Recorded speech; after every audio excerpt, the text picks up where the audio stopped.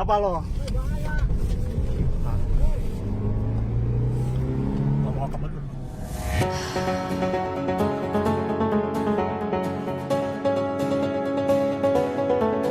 Viral sebuah video di media sosial memperlihatkan aksi pegawai Dinas Perhubungan DKI Jakarta yang berada di atas kap mesin seorang pengendara mobil di wilayah Kecamatan Setiabudi, Jakarta Selatan pada Rabu 3 Januari 2024 pada pukul 15.30 waktu Indonesia bagian Barat.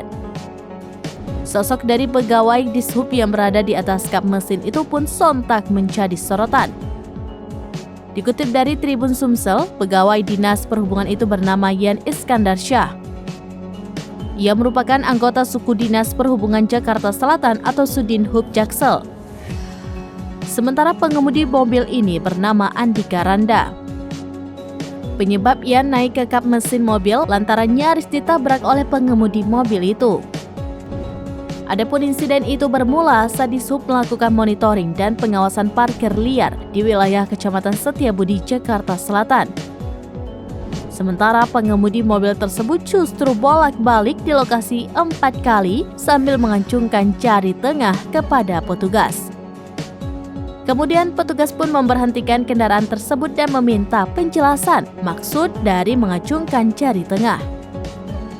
Namun, pengendara mobil ini tidak kooperatif dan memilih tancap gas dan nyaris menabrak petugas pegawai Dishub yakni Yan Iskandar Syah.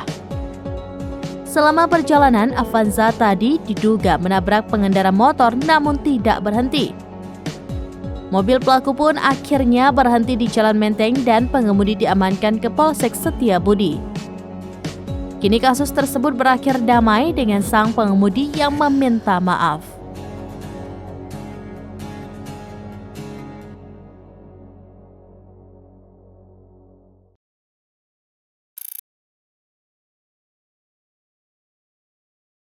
Download Tribun X sekarang, menghadirkan lokal menjadi Indonesia.